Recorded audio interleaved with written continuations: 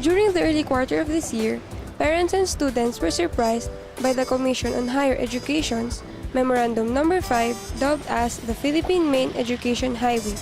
Under this program, existing courses requiring licensure exams by the Professional Regulation Commission and even non-board courses will last 5 years starting 2010. But this is only optional for the different tertiary institutions in the country. According to the Commission on Higher Education or CHED, even though Filipino professionals are competent and hardworking, many are unable to land jobs abroad because their credentials are based on a 10-year basic education program which is not recognized globally. So, KNN Baguio gathered a set of young people to debate on the pros and cons of this issue.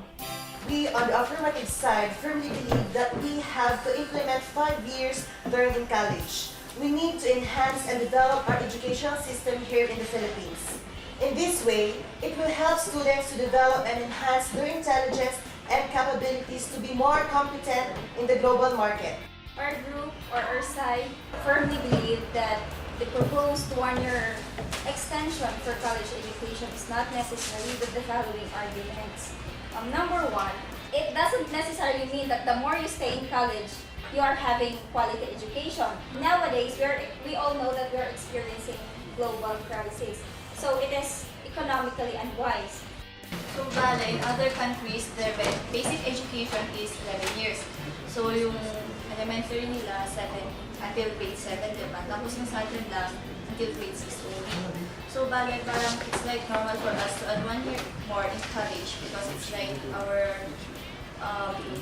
it's like adding more training and experience to our education. And we have to go with the flow.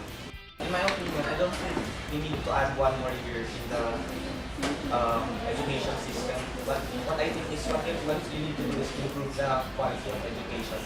Because what if you add 1 year, but you don't learn anything?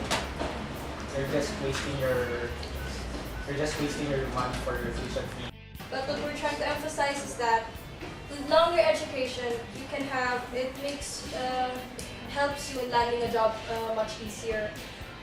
People look at us that we don't know that much because our education is it's not as long as the others comparing to other countries which have around 16 or 15 years of education. Having 1 year extension in college means you have more experience.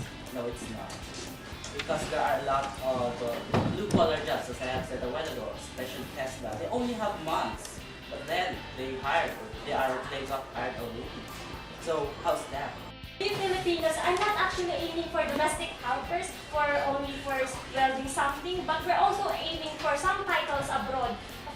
So if we have some titles in abroad, there is recognition for the talent and skills of the Filipinos.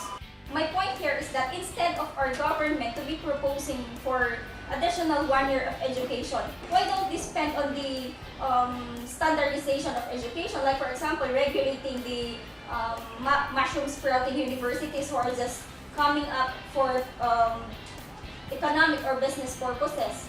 Foreign examinations have really long processes. It takes even more than 1 year. So why not just have like 5 years in college so that right after that you'll be able to go to a different country, or you'll be able to go to abroad, then take foreign exams over and over again and keep on failing. More foreign exams means more expenses. If we have the 5 years, then we'll only have a few expenses because it won't be as much as that we will have in foreign exams. If we add 1 more year in college, if the facilities and other resources are too poor, the quality of education will be poor too. If all the necessary training, the equipments, the facilities, or all the knowledge needed for a good education is provided within that 4 years, we don't necessarily need 1 year extension. Kayo! Ano sa tingin nyo?